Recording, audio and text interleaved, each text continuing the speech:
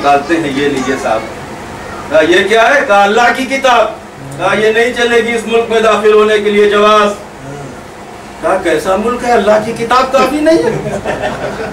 اللہ کی کتاب کافی نہیں ہے؟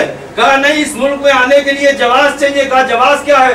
ایک صاحب چھٹی سے آ رہے تھے آپ میں سے کوئی، انہوں نے کہا حاجی صاحب وہ پاسپورٹ آپ کا، انڈین گورنمنٹ کا شناخت نامہ۔ اب پاسپورٹ نکال کے دیا، 1 برس 2 برس 3 برس 4 برس، الٹا کہا اس میں ویزا نہیں ہے۔ کہا بھائی یہ ویزا کیا ہوتا ہے؟ کہا ہمارے ملک کا ایک نمائندہ تمہارے ملک میں بیٹھا ہوا ہے، ہمارے ملک کا ایک نمائندہ تمہارے ملک میں بیٹھا ہوا، جب تک اس کی تب تک تم اس ملک میں داخل نہیں ہو سکتے۔ اب آئے آپ کی سمجھ میں جواز کیا ہے؟ جواز وہ ہے کہ کتاب خدا ناکافی، جواز ضروری ہے۔ ہم جو کہتے ہیں ہمارے لیے کتاب خدا ہے، تو صدیق اکبر کی اس آیت حدیث کو کہاں لے جاؤ گے؟ حکم علی جواز للجنت، وہاں کتاب تو نہیں، جواز مانگی جائے گی۔ صلوات بھیجے میں نہیں کہتا، یہ میرا دعویٰ نہیں ہے، آپ کے خلیفہ نے کہا۔ اچھا روز محشر کیا ہوگا؟ اب آئیے وہاں در جنت پر بھی آفیسرز کھڑے ہوں گے، جبریل، میکائیل، اسرافیل، جواز جواز جواز۔ وہاں بھی بھائی کسٹم آفیسر در جنت پہ ہیں۔ آگے بڑھا، بھائی جواز کیا ہے؟ کہا تمہیں نہیں معلوم؟ جلدی نکالو، خلیفہ اول نے کہا تھا۔ انہوں نے کہا ہاں میرا چوتھا۔ نصیری آگے بڑھا، میرا خدا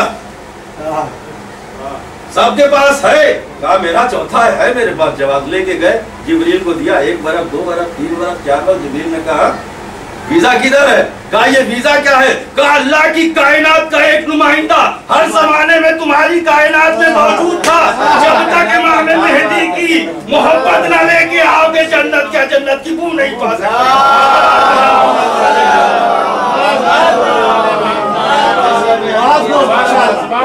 اب سمجھ میں آیا؟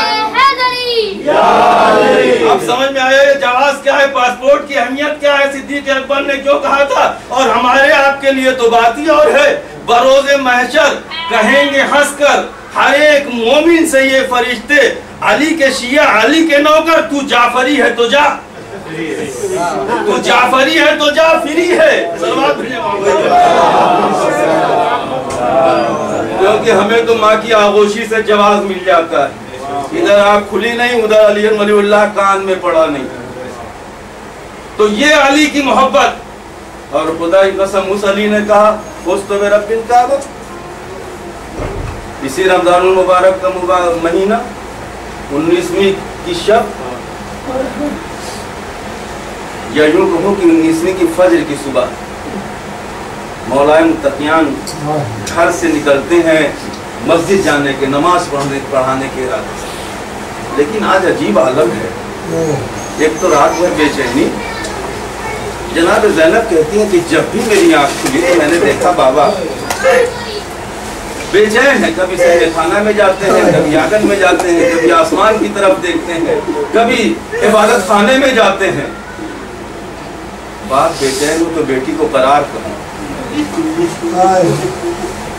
پھر لیٹ گئی، کمرے میں چلے گئے مولا، پھر کھٹ سے آواز ہوئی، دیکھا مولا آنگن میں کھڑے ہوئے ہیں، صحن خانہ میں آسمان کی طرف دیکھ رہے ہیں۔ جناب زینب کو تو خبر نہیں تھی، لیکن امام کو تو خبر تھی۔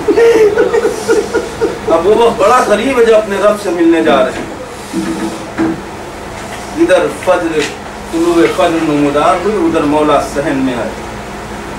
جیسے ہی ارادہ کیا کہ ہمارے مرتبہ گھر میں پلی ہوئی مرغابیاں آئیں اور پیروں سے پکڑ لیں۔ ابھی میں نے ایک بات کہی تھی کہ مولا کی معرفت کو کوئی نہیں جانتا سوائے اللہ کے اور رسول کے، لیکن یہ اس گھر میں رہتی تھی اس لیے مولا کو پہچانتی تھی۔ بھلے مسلمانوں نے نہ پہچانا ہو علی کو، لیکن مرغابیوں نے پہچان لیا کہ آج یہ مولا جو اپنے پیروں سے جا رہے ہیں اپنے پیروں سے واپس نہیں آئیں گے۔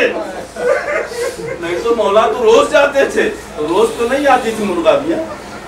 اسی لیے کہتے ہیں کہ آنے والے طوفان کی پیشین گوئی پرندے کر دیا کرتے ہیں۔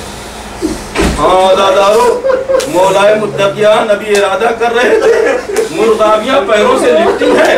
ایک مرتبہ آپ نے آواز دی، زینب ام کلثوم، देखो हमारे बाद अगर तुम इनके आब व ताम का इंतजाम कर सकना तब तो रखना, नहीं तो इन्हें राह खुदा में आजाद कर देना।